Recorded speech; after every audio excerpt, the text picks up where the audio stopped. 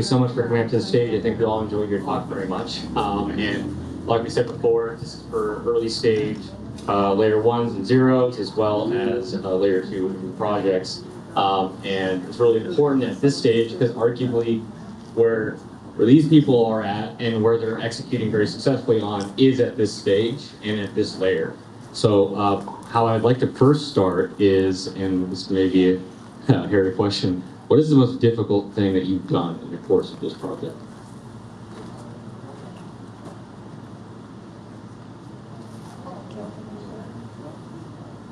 That you can talk about on stage. Yeah, I can go first. I mean, there are a lot of hard parts. It was no joke yesterday when Joseph said it's like chewing glass and staring into the abyss. You know, especially early on when you're first getting started, just like getting that initial traction, getting the first couple people excited about what you're doing, and particularly getting people to actually go to a physical place that's different from where they live, and then building physical infrastructure in that place.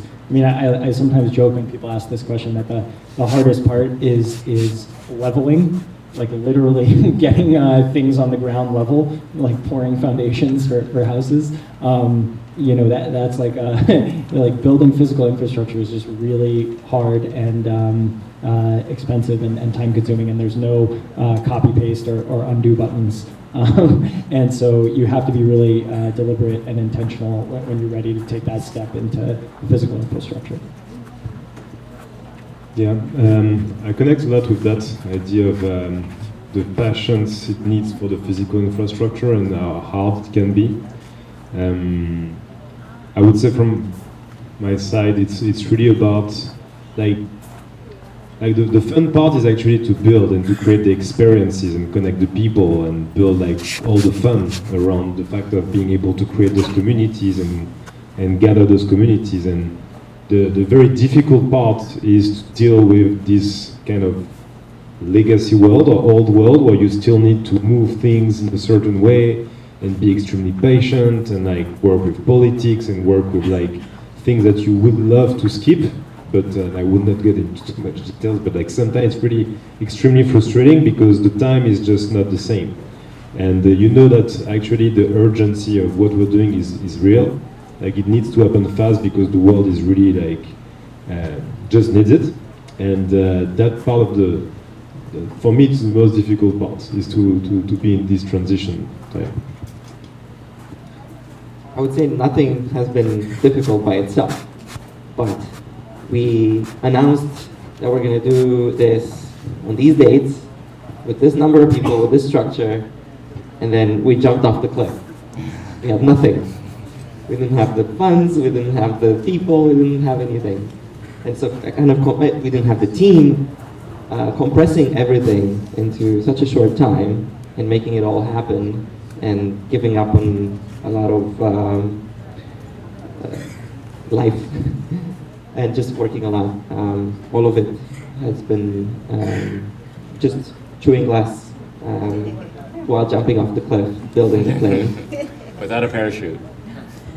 I would say that whenever you try to do something in this space, you actually become sort of a lightning rod for all of the good things and the bad things, right? So all of the successes of Vitalia and all the amazing experiences we're having here, people will be like thanking the class and Laurence and saying for putting this on. But if you also think about it, all of the little things, all of the complaints or, you know, this didn't turn out the way I expected, those also. So it's this actual feeling that you become this lightning rod where through which everything is getting channeled. So I think that in itself, that occupying that position, that's actually going to be one of the hardest pieces. So that hits on the real core element of it all, and I think that's probably the main distinguishing factor between a startup society entrepreneur versus just a standard tech entrepreneur. Every entrepreneur needs to a certain level, have to deal with stakeholder engagement. You know, your investors, your customers, your employees. But when you're dealing with the Startup Society project, you have to deal with a whole set of stakeholders that you wouldn't have to initially consider, whether those are venues in your case, or press to a certain extent more than normal startups, or in the case of people engaging with government stakeholders. So I know that y'all have different answers because based on the different stakeholders that you have. But what are types of strategies or things that you've learned about how to effectively coordinate and engage with stakeholders in your work?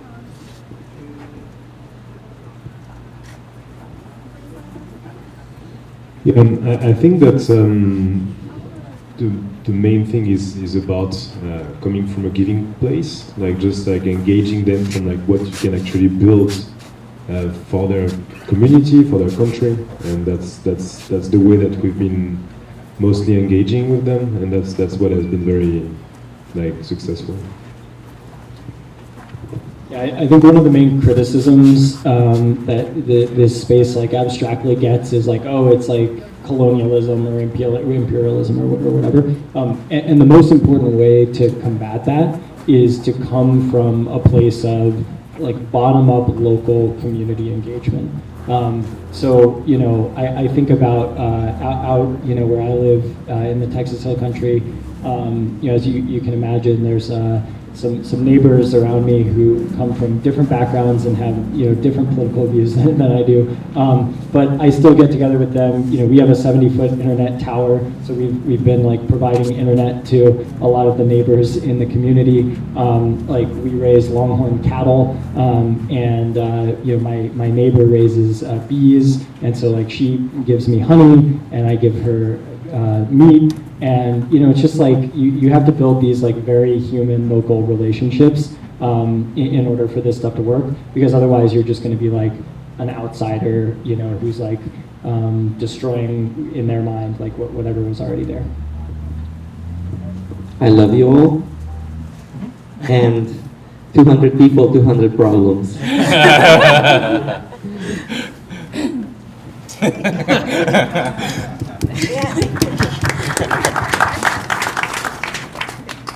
I think one of the unique things about building in the space is that, unlike, let's say, being, you know, CEO of some tech company where there's some distance between these are my clients as a professional relationship, the founders live in community with us. They're also our friends, right? So it's like this balance of these personal connections as well as linked into professional. And I think the only way to survive this, and a lesson that I've been learning again and again, is just to be an authentic whole human. Like to show up with all sides of yourself, and that actually really helps people to understand. Actually, you're not just this, you know, the captain of the ship, and I want it to veer left or veer right. It's like, okay, they actually begin to like have empathy for the dual position that's being occupied, and I think that, yeah, that's an important thing to keep in mind for anybody who's interested in starting a society. Very cool. And one key element to all of that, and wonderful answers, to engaging with those stakeholders is effectively communicating a vision. Unfortunately, or fortunately in some cases, the vision of what we're deploying with Startup Society is a little bit different than standard business practices, and to many can seem abrasive or strange or confusing. Thankfully, we're in a room of people here that have already bought into the vision a lot. But for the vast majority of the time, the vast majority of your business, you're not going to be focusing with those types of people. So how do you try to approach explaining your vision in a way that they can understand and then also understand how it can collectively help them as well in partnership with you all?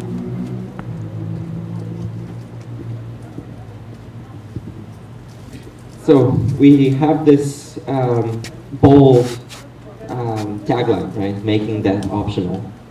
And that is a very intentional decision. I know it's not for everyone. It is a strong filter, at least at the beginning, where sure, there are people who think it's good to live a little bit longer and healthier and so on, but that death is still good and all this stuff. And I think it's better at the beginning that we have a very, very aligned community that sees, like, it's obviously not going to be everyone that will be on board with making that optional. It has been since the first stories, we have been told that it's selfish to seek the fountain of youth. It's going to lead to ruin. You shouldn't do it, right? And yet, here we are, coordinating humans to build and not just to go on that endeavor of like the scientific moonshot, but rather also to create a new society, because I think that's what is needed, because we have bottlenecks from the status quo in drug development with regulations, right, that hinder innovation. So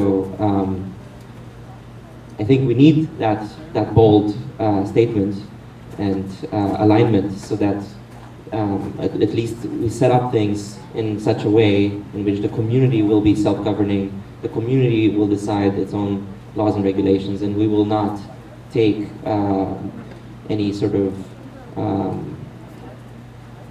easy path of just kind of kumbaya, yeah, we love living together, but it's fine that the authoritarian government tells us what we can and cannot do with our own bodies. Yeah. Use simple words, know your audience and speak to them, and build human relationships. Like when I go talk to my neighbor who, you know, gives me the honey and I give her the meat, I don't talk to her about like polycentric on-chain governance structures, you know, because she just has like no interest or frame of reference for that. We just talk about human stuff, you know. We just try to connect with people on a personal level. I really appreciated the talk yesterday where you know, he was talking about some of the early special economic zones and how policy is inherently idiosyncratic. It's about human relationships. It's about, you know, letting the archbishop have the steak, you know, when he doesn't want the shrimp. Like, you have to just connect with people on a personal level for them to care about anything else that you're doing. I would add on to that, food. Breaking bread, it's really strange how much just eating a meal with someone breaks a lot of tension and builds a lot of trust. And there's a lot more to it, but I would say that's probably at least like 20% of the reason that we were able to do what we did with Catawba. I don't know, maybe I might be overestimating, but that's a big thing. Another element of all this is, so when you're doing a normal tech startup, you know, you have people with big visions and big egos, that's pretty normal, but then you're dealing with something like a startup society, that's a much bigger scale, and then that's when you start to see the Napoleon complexes. And then you have people that are very intelligent, high in openness, very creative people, but also maybe they may not be as good on follow through, and they might not be able to execute as much. And it's so crucial at the early stage of a startup society project, just like any startup, to recruit the best initial team members in order to bring them on board. How do you have a vetting process and also a management process to make sure that the people that you're bringing on, people who are bought into the vision and the excitement and the creativity of it, but at the same time can actually execute and get the job done? I think a good filter is, especially if you've been engaging with this person in real life over a period of time, is to see how they show up in those different spaces. So if somebody creates things sort of permissionlessly or tries to improve the experience for the people around them, takes it upon themselves to take that initiative, that's generally the right spirit. And it's actually, I think, more important to select for that spirit of how to do things, and being a generalist and taking that on versus usually like looking for a checklist of very specific skills. I'm very lucky to be a co-founder with Nicholas. Thank you, Nicholas. I love you. He's amazing. He just executes at next level. I've never seen anyone be so effective, and the vision and the wisdom and everything. So we just had that, and then we had networks. We had people that were excited to join what we did, because I was also a co-organizer of Zuzalu. There were some people that helped out there and volunteered and so on, and saw that we're now doing this and wanted to join. I do have a bit of a different style, kind of more DAO-y, letting people sort of be proactive and come up with things that they would want to contribute, and just waiting, and people that are not effective will kind of filter away, and the people who continuously surprise will rise up and get more responsibility and so on over time. And Nick and I have a bit different styles, and he's much better at figuring out the hidden talent in people and guiding them to do what is needed. Yeah, basically taking generalists and finding the sweet spot for them. Yeah, I think it's we don't have a formal process as per se. It's just like very organic as well, and the mission is very clear. So like people who are interested in making it happen, they just show up, and like then like we kind of like end up working together. And also the mission is so hard that like naturally it's a very strong selection process, because those who want to come, they need to be aware that it's going to be like, yeah, it's going to be like intense. So it's going to naturally like bring the right people, I would say, around the project. I think that now would be a good opportunity to get some questions from the crowd, because I'm sure everyone's itching to ask them. We got a hand that just shut up, so let's go do that. Awesome. We get a mic.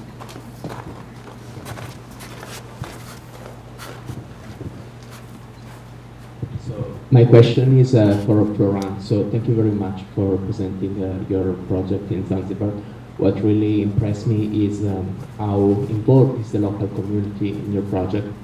And I wanted to ask you, what are some best practices that you can share with the fellow co-founders of startup civil societies to involve the local community and make sure that what you build is there to stand and that cannot be taken away from, let's say, a change of government Thank you. Right. Well, one of the young entrepreneurs that came actually for our first event in Zanzibar has an interesting slide, and it was hashtag in food we trust. And so actually the best way to like was to actually share food with people, just sharing food with people, like sitting around a table, having coffee together, having food together, going into their family, like just like really connecting like at the human level. That's what ended up like really bringing the local community together, because once you start having those recurring events and gathering, like you end up sharing, you end up like being like part of one group. So I think the way that we were able to involve local people was literally food sharing, like being together around a nice meal and spending time together.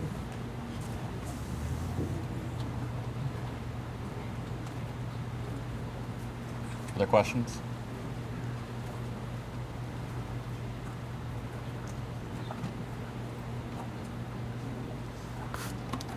Do any of y'all have a question for your other panelists?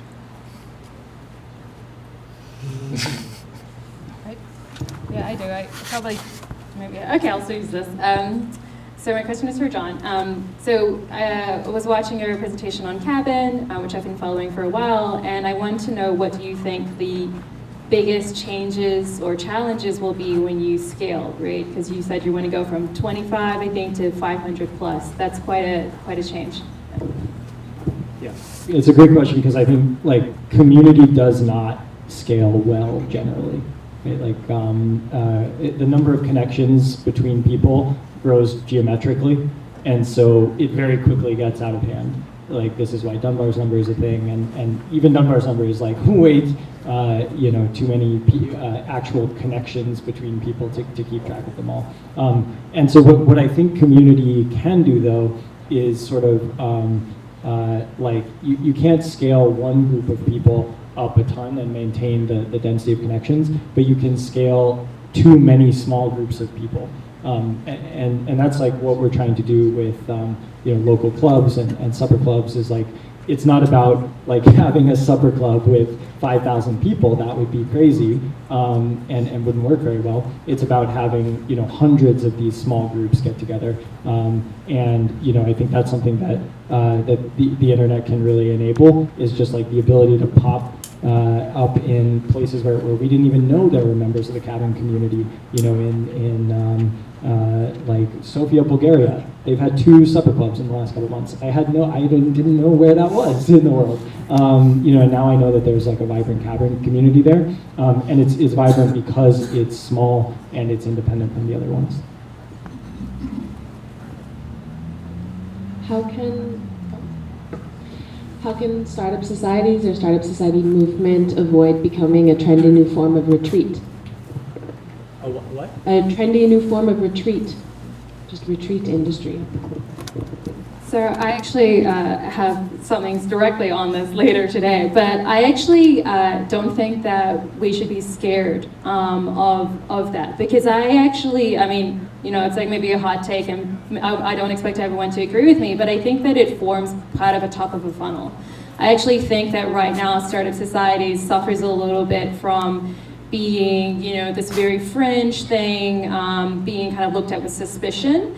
Of these, like, you know, people who want to break away, or, you know, to reference from yesterday, you know, billionaires in bunkers, this type of mentality. And I actually think having people just simply come and meet other people who are excited about the concept and see that they're real humans who are doing this for good reasons is really powerful. And if the thing that gets them in the door is selling them a snazzy looking retreat, and then they actually get to experience what it's like to imagine a better future, to co-create an event, I actually think that that is a good thing. So can you still progress those ideas and stay true to it as you go down the funnel? Absolutely. But I think that that top layer is not something to be afraid of. Having a strong core moral innovation, strong vision. So I don't care if there are going to be a lot of retreats, for example. What I care about is Vitalia per se, right? How we keep our vision. We really do need that self-governing autonomy, right, where we can actually change the status quo. But if inside it's full of people that are thinking within the status quo, then they're going to still kind of do the same. They're going to change it back to the same old system, right, that is ineffective. So making sure that we filter properly for people to have that alignment, at least initially, and then so I think it's important to have one core moral innovation, one commandment, and then you can keep adding commandments if you want, and potentially that forks the community, and that can be fine. You can have multiple districts that have different vibes.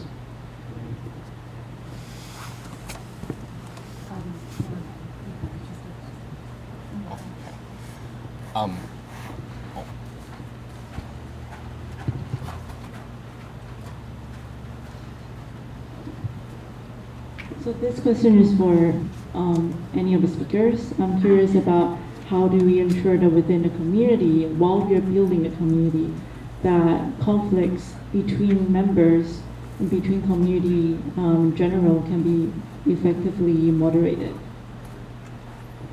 I'm passionate about dispute resolution, conflict mediation, actually. Address it early. I love the nonviolent communication model, NVC, kind of compassionate communication, listen a lot, differentiate what are the observations versus the evaluations, interpretations, judgments, distinguish feelings from thoughts, distinguish what people need, where those feelings arose, and then make requests and never demands, and keep iterating on that, and have compassion to herself, to the other, and so on. And a mediator is very good there. Can I have a follow-up?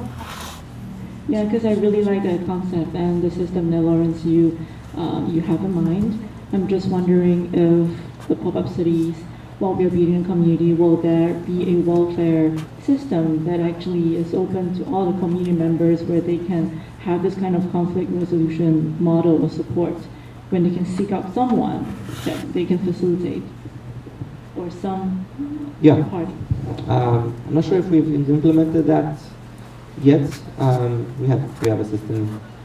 People can also, even if you have a dispute, for example, with an organizer, you should be able to submit that form and feel comfortable that the organizer is not going to see it. So there's going to be a specific one or a few people that receive that form, and then they engage and see what's actually going on and kind of start that dispute resolution process. Again, very important for it to happen early and to listen a lot. So I'm not part of the panel, but there is a pretty wise saying. It's seemingly simplistic, but I think the best form of dispute resolution is first just one-on-one with the person, be honest with them and don't try to bring other people into it immediately. Try to resolve the problem initially one-on-one. And only then, if it's not resolved, then you bring in a close person, a third party that both of y'all trust. And only then you bring it to the wider community. And certainly only if it isn't resolved by bringing in the wider community, do you ever think about any legal action. I think a lot of people skip a lot of steps, and that creates a lot of unnecessary conflict when it's not necessary. But honestly, I think people often skip the first step, which is just being unwilling to be brave enough to just talk to someone and say they have a problem in a way that's not overtly emotional or charged, but in a way just trying to level with the person. Because 9 times out of 10, it's a lacking communication anyways and can be resolved. And if it isn't, then you scale it up slowly in certain steps. I also wanted to mention, like, there's obviously there can be direct conflict, but there can also just be like general friction in the system. And I think that a really big thing I've noticed watching these societies, start and grow is around expectation management. I think a lot of friction in the system can be removed by just really clearly setting expectations in the beginning, like about how things, what falls into different people's areas of responsibility and what the individual is in charge of versus like having to achieve some sort of broader consensus. So I think that this even emerged here at Vitalia, where it was like, okay, if there's an issue with your villa or here are the people to talk to, not just doing the lightning rod solution I mentioned, where it all goes to the same people all the time. So expectation management, I think, just setting it at clearly beginning does remove a lot of friction, and therefore I think some friction eventually evolves into conflict.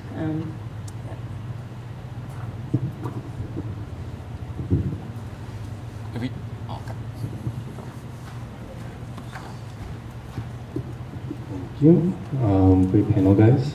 So I currently have kind of like a Pokemon gotta catch 'em all strategy of like being part of all the different communities, just because like statistically you all fail, sorry.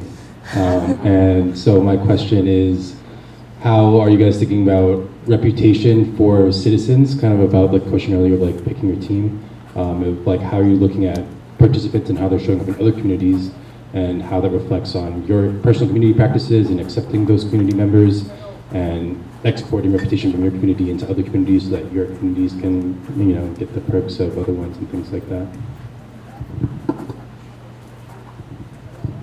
Yeah, so I shared a little bit about, in my talk, some of our identity and reputation systems like passport stamps and roles. These are things that are on chain, and so one nice thing about things that are on chain is that they're composable. They can be used in other contexts. I'm not really a believer that there will be like one like reputation score, that like is the number that like represents you across all the communities. That sounds a little dystopian to me. But I do think that these sort of like additive things like stamps and roles, can basically help to build your reputation within one community, and then over time can because ideally they're on chain and composable, be used to transfer reputation across communities. I think vouching is also super important because it allows just someone totally new who doesn't have any stamps, doesn't have maybe any reputation to be able to enter. And I think when you look at a society, think about how well are they curating. It's not just like how good are the people, so it's kind of survivorship bias stuff. So it's like, oh yes, the people in the bubble are really good, but also were there any good people that weren't able to come in, that don't have a voice now? So yeah, I think that just vouching is a natural and obvious solution to some of the reputation stuff. Do we have another question? I have one while you search for a question. So especially for early stage projects, it's difficult to find financing for early stage startup society projects or layer twos, what have you. How do you communicate to investors in order to get initial capital, get everything started?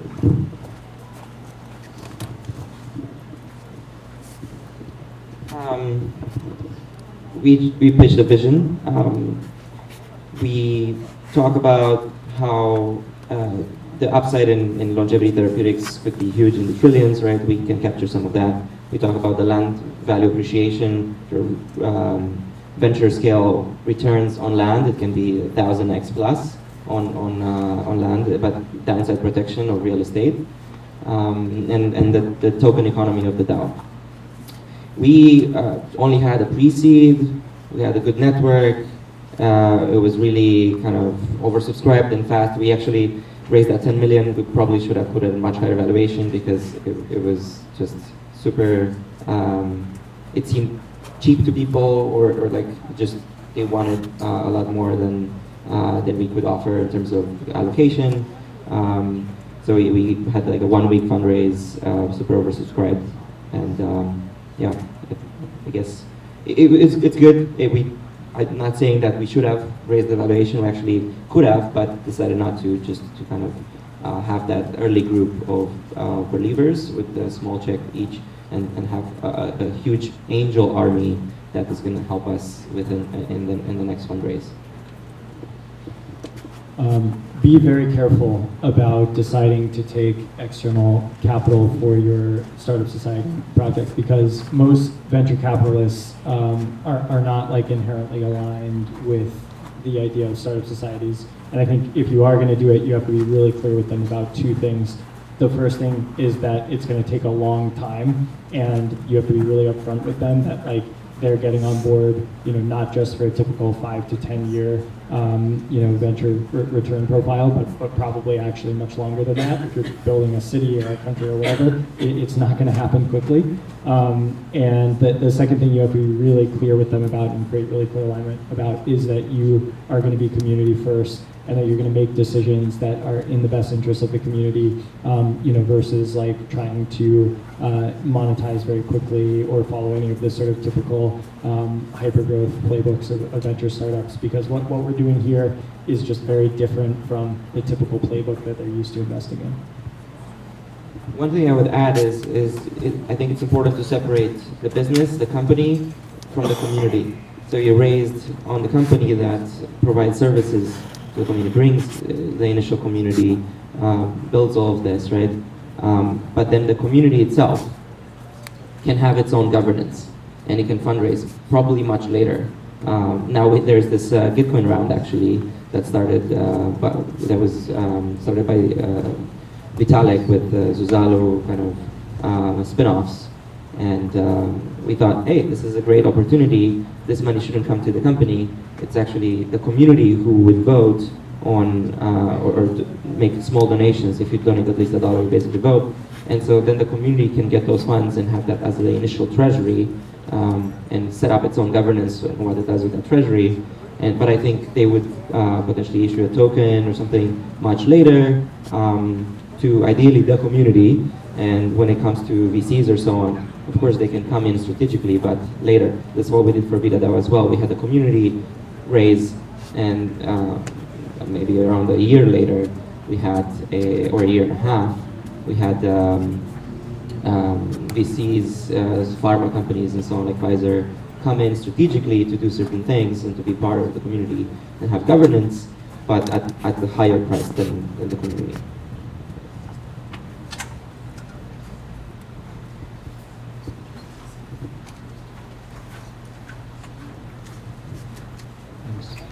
Question, what problem have you noticed in the startup societies you're involved in or that you're doing, that what problems do you find for the actual people involved that it fundamentally solves? Like, is there a commonality there, or is there one to two you can think of? I actually think we're kind of in an age where a lot of people feel atomized. Like, what I mean is that they're living their life in their apartment, and with especially remote workers actually, and with very little contact around them. And I think that the ones that I've experienced, actually the highest value is just getting to be around other humans that they like. That's one of, and it's certainly true for some of the projects where I'm part of one that's a roving project, so every year it changes location. They don't go for the location, they sign up before it's even announced, right? It's about, I would want to re-opt in to being with the same group of people. So I think that there's been a hollowing out, right, of all the middleware, which is basically all of the social clubs and the things that exist between all the smaller organizations that exist between like the you and a state entity, for example, which is like kind of really high up there. And people are looking for something to fill that, right? They still want to be in community. They also want to be closer to nature. And this is, I think, one of the things it's filling. The other thing I think it's filling is a mission, right? Especially if it's a very mission-oriented one like Vitalia is, feeling that they're part of something bigger, something that's important. I think that is also a gap that has been created over the last, so call it 100 or so years, and now it's starting to be filled up with other new propositions. We have a question there, by the way. Another thing I would say is how easy it is to live healthy with other people, right? Have healthy food easily available, see other people doing workouts and so on, and just being easy to kind of join and get inspired by the others like that. So usually also, especially when it comes to longevity, even in San Francisco, it's hard to find so many like-minded people, and in other cities, forget it. The meetups are very small. It's very hard to feel like you are understood, that people that you belong, right? That because you have this really big, weird thing where you actually worry about aging. Yeah, there's actually great data on this, particularly in America. People are unhappier than they've been in the past 50 years, and when you ask them why, there's two main causes. The first one is a sense of loneliness or disconnection from other people, and the second one is a sense of increasing cost of living. And I think those are the core two things that we can solve here. So this is actually we're out of time for the panel, but it's actually a really great transition point. Oscar and Sonia are actually going to give us an icebreaker where we're going to start connecting with each other in our lead up to lunch. I want to thank everyone on the panel for a fantastic job and all their amazing projects. Thank you guys.